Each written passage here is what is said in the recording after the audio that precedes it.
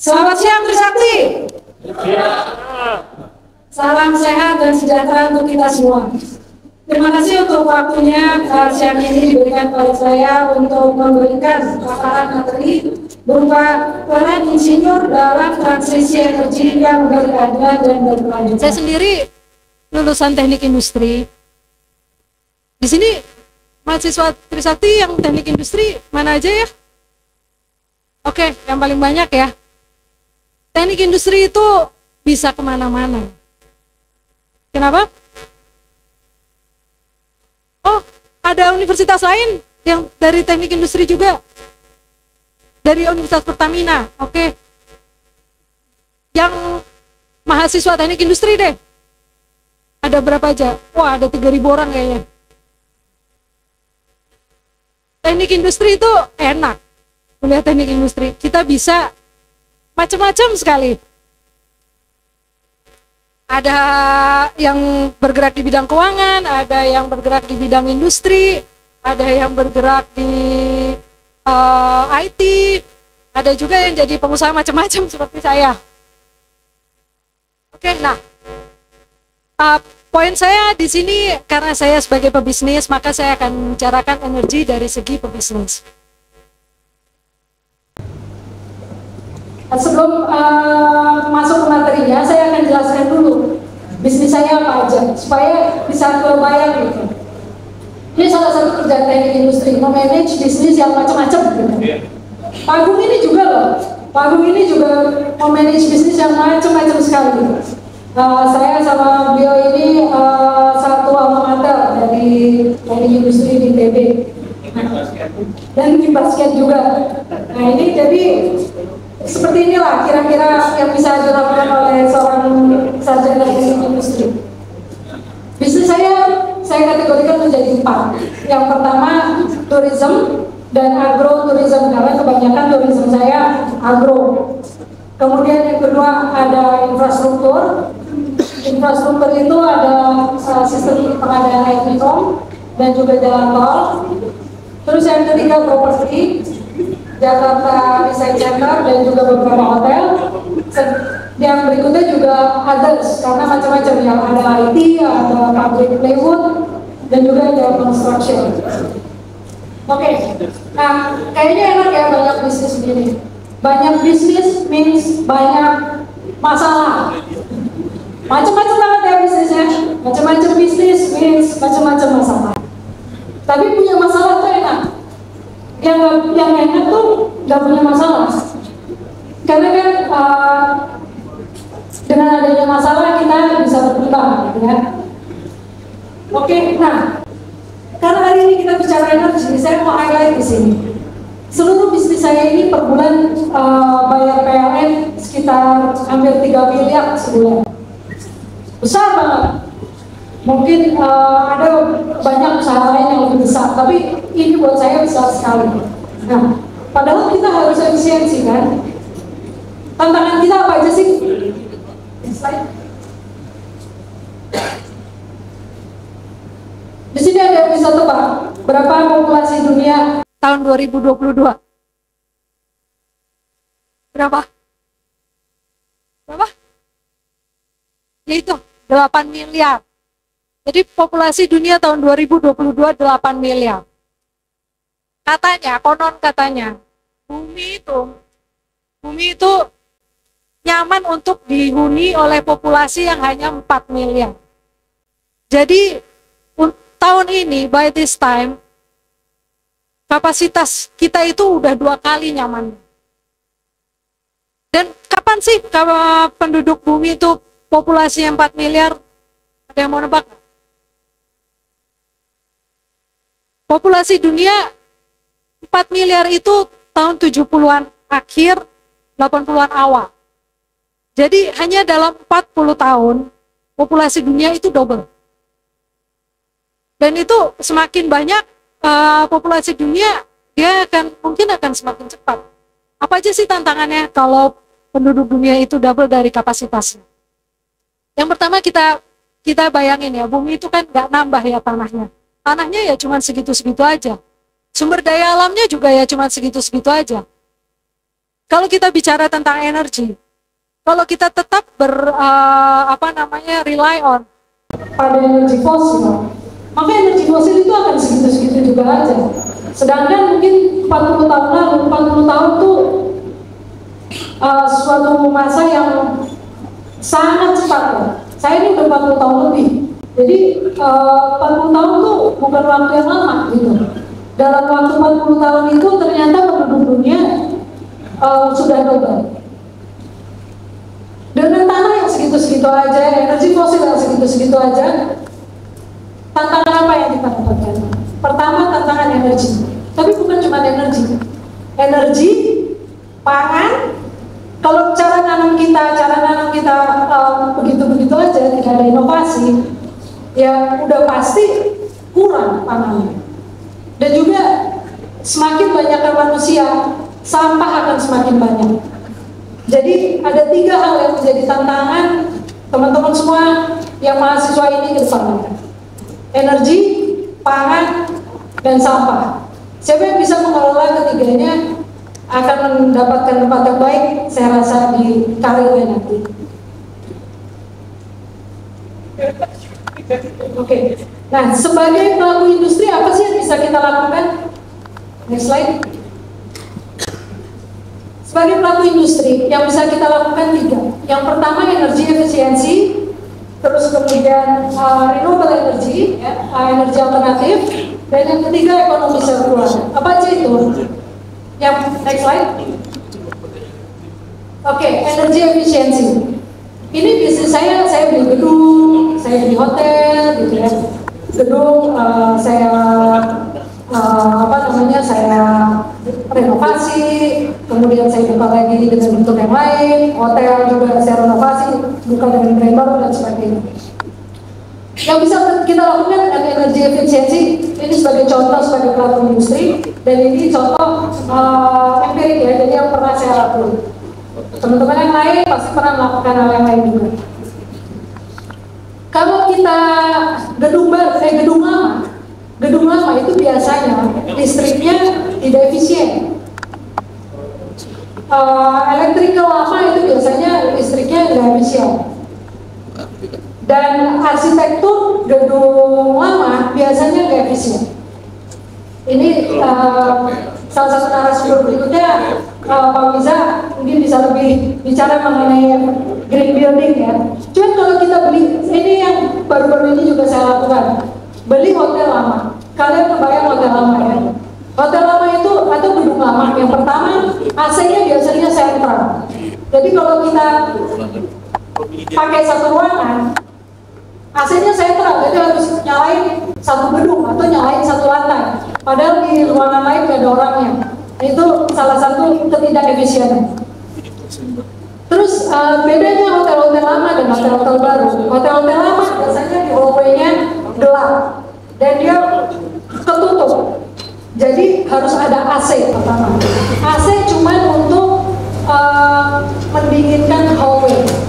Yang orangnya jalan kadang-kadang aja. Itu sangat gak efisien. Dan lampu juga harus dinyalakan karena di hallway itu gelap. Padahal orang yang jalan di situ cuma kadang-kadang aja. Itu sangat tidak efisien. Baik, sekarang kalian masuk ke hotel baru. Hotel baru biasanya hallway-nya itu ujungnya jendela, ujung-ujungnya jendela. Biasanya yang kasih di tengah juga jendela. Fungsinya buat apa? Fungsinya untuk cahaya. Dengan adanya cahaya itu minimal jadinya lampu. Dan lampu juga biasanya udah pakai LED. Dan dengan adanya cross ventilation seperti itu, hotel tidak perlu AC. Nah, hal-hal seperti itu, inovasi-inovasi seperti itu, biarpun bisnis saya mungkin bukan yang berhubungan langsung dengan energi, tapi di setiap bisnis kita harus melakukan inovasi untuk mengefisienkan energi. Contoh lainnya, ini juga saya teman-teman tahu di sini kan ada Jakarta Design Center, dulu situ ada Jakarta Design Center. Nah, kalau di mall, ada mall yang eskalatornya nyala terus. Ada mall yang eskalatornya pakai sensor, dia nyala cuman kalau ada orang. Dengan Jakarta Design Center bisa turun tagihan listriknya sampai 25%. Hal seperti itu yang harus kita lihat, untuk mengefisienkan bukan hanya rupiah, tapi pemakaian dari energinya itu sendiri. Karena yang kita tahu kita cuma beli di PLN, tapi PLN itu mungkin membakar energi fosil. Dengan kita efisien, PLN pun efisien. Next. Yang kedua, renewable energy. Oke. Nah, renewable energy ini semakin ke sini semakin murah harganya. Seperti di slide saya yang sebelumnya yang tadi ada 8 miliar populasi itu. Tahun 2015 masih 8% renewable energy yang dipakai ini untuk seluruh dunia. Tapi katanya tahun 2020 dari data yang didapat itu sudah 30% energi dunia dari renewable energy. Biarpun ininya source-nya macam-macam, bukan hanya solar. Nah, saya sangat intuit dengan PLTS ini karena menurut saya ini harusnya sesuatu yang bisa breakthrough. Jadi saya ngikutin perkembangan PLTS ini sejak 8 tahun yang lalu. Dan 8 tahun yang lalu kalau kita pakai PLTS, mungkin balik modalnya atau payback periodnya masih sekitar 7-8 tahun, kadang-kadang 10 tahun. Tapi sekarang dengan perkembangan teknologi di PLTS yang sudah semakin maju, harganya semakin murah. Dan tarif listrik juga semakin naik, sehingga payback period yang didapat kalau kita invest PLTS itu bisa 4-5 tahun, dan itu sangat sound, investasi yang sangat sound bagi industri. 4-5 tahun payback period untuk investasi PLTS. Ini saya lakukan di beberapa tempat, di pabrik dan di ruko atau gedung yang kecil. Itu memang betul tagihan listrik bisa turun hampir 50%, 40-50% range-nya. Di rumah juga begitu, bisa turun 40-50% range-nya.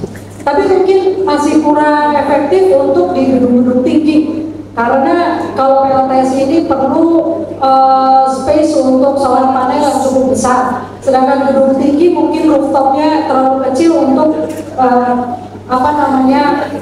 penggunaan listrik yang sangat besar. Oke, next. Yang ketiga yang bisa kita lakukan adalah menerapkan konsep ekonomi sirkular. Apa sih ekonomi sirkular itu? Ekonomi sirkular itu sebisa-bisanya semua energi terpakai di situ. Sebisa-bisanya suatu kegiatan ekonomi tidak ada limbahnya, sehingga energinya bisa diefisienkan. Seperti itu konsepnya, ya. Apa aja yang bisa kita lakukan? Konsepnya 5 ini: reduce, reuse, recycle, refurbish, dan renew. Dulu kita cuma tahu 3R, ya. Ekonomi sirkular ini 5M. Beberapa yang saya lakukan adalah di agroturism. Beberapa agroturism yang saya punya itu kita ada peternakan di situ. Nah, di peternakan itu sebisa-bisanya kita tanami tanaman-tanaman untuk pakan ternak. Apa yang kita kegiatan ekonomi sirkular apa yang kita lakukan di situ? Yang pertama, kita mengurangi pakan ternak.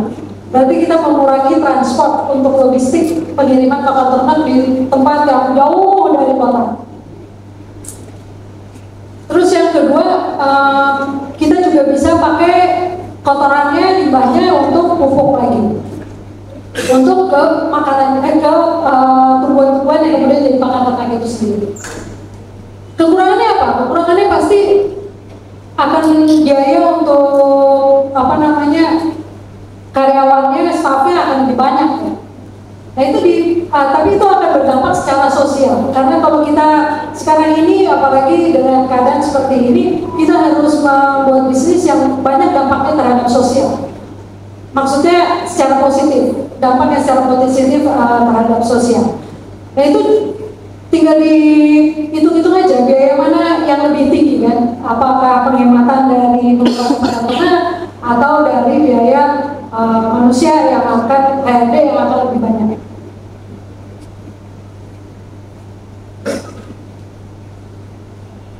Oke, nah di kawasan juga saya menggunakan beberapa untuk kendaraan operasional dan untuk kendaraan operasional di kawasan dan juga di luar kawasan itu motor listrik. Motor listrik itu sekarang banyak sekali mereknya dan itu sangat efisien. Dan beberapa tempat juga saya menggunakan untuk lampu jalan karena ini kawasan tempat wisata tuh luasnya 30 hektar, 40 hektar gitu, jadi lumayan kalau bayar listrik untuk nerangin tanah seluas 40 hektar gitu ya. Jadi saya banyak menggunakan lampu tenaga surya dan juga untuk kendaraan operasional itu motor listrik. Itu sangat efisien juga untuk biaya overhead untuk bisnis tersebut.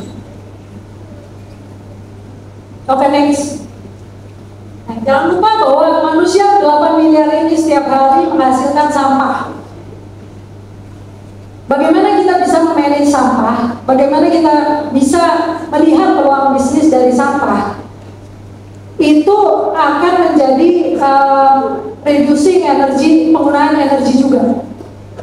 Banyak sekali sampah yang bisa kita lakukan. Nah, kalau di tempat wisata, di tempat-tempat wisata saya, di tourism tempat bisnis saya, itu namanya sampah plastik banyak sekali.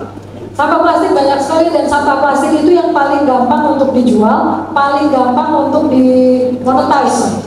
Karena sekarang udah banyak sekali yang menggunakan.